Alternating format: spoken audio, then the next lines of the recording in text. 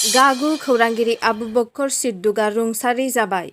Gossaigaon press क्लाबआ दिनै रुंसारि आबु बक्कर सिद्दुकखौ गोसोखांनानै दाहा खालामदों। आबु बक्कर सिद्दुक बिथांनि रुंसारि जानाया गासै गसाइगाव ओनसोलनि खौरांगिरिफोरनि गेजेराव गोबां दाहा गालांबाय। गसाइगावनि गासै खौरांगिरिफोरा बिथांनि जिउमानि थाखाय इसोरनाव आरज गाबदों आरो दाहा फोरमायदों।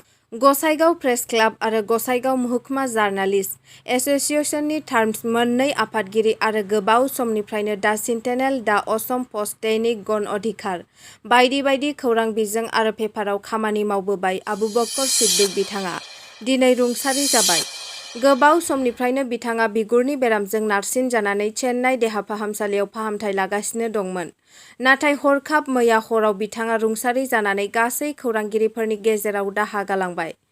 बिथांनि रुंसारि जानायखौ गोथौ दुखु मोननाय फोरमायनानै दिनै गसाइगाव प्रेस क्लाबआ फुंनि 10 रिंगानिफ्राय दाहा खालामनाय हाबाफारि लादों आरो रुंसारि आबु बक्कर सिद्दुक बिथांनि मुङै बिबार बावो आरो 1 मिनिटनि थाखाय इसोरनियाव आरज गाबो। आबु बक्कर सिद्दुक बिथांनि रुंसारि जानाया गासै गसाइगाव ओनसोलनि खौरांगिरिफोरनि गेजेराव गोबां दाहा गालांबाय। गसाइगावनि गासै खौरांगिरिफोरा बिथांनि जिउमानि थाखाय इसोरनाव आरज गाबदों आरो दाहा फोरमायदों। प्राक्तन सभापति आबु बक्कर सिद्दुक এখেতৰ যোৱা নিশা চাৰিটা বজাত চেন্নাইৰ এখন ব্যক্তিগত হস্পিটেলত মৃত্যু হয়। এখেতৰ মৃত্যুত আমি গসাইগাঁও প্ৰেছ ক্লাবে গভীৰ শোক প্ৰকাশ কৰোঁ আৰু পৰিয়াললৈ সমবেদনা জ্ঞাপন কৰোঁ। আবু বক্কৰ সিদ্দিক আছিল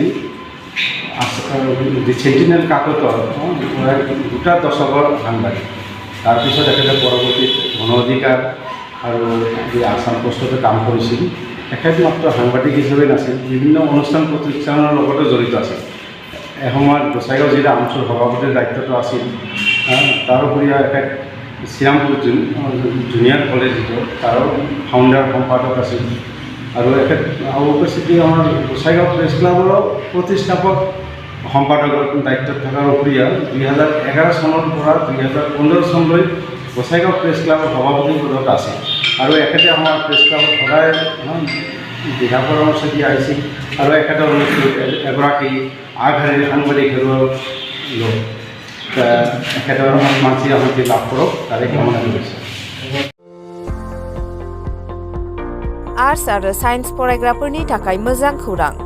2022-2023 सोलोंथाइ बोसोरनि थाखाय चिरां जिल्लानि थुक्राझार जे.डि. उइलियाम्स हायार सेकेन्डारि स्कुलाव HSLC आनजाद उथ्रिसारफोरनि हायार सेकेन्डारि सेथि बोसोर थाखोनि थाखाय मुं थिसननाया सोलिगासिनो दं।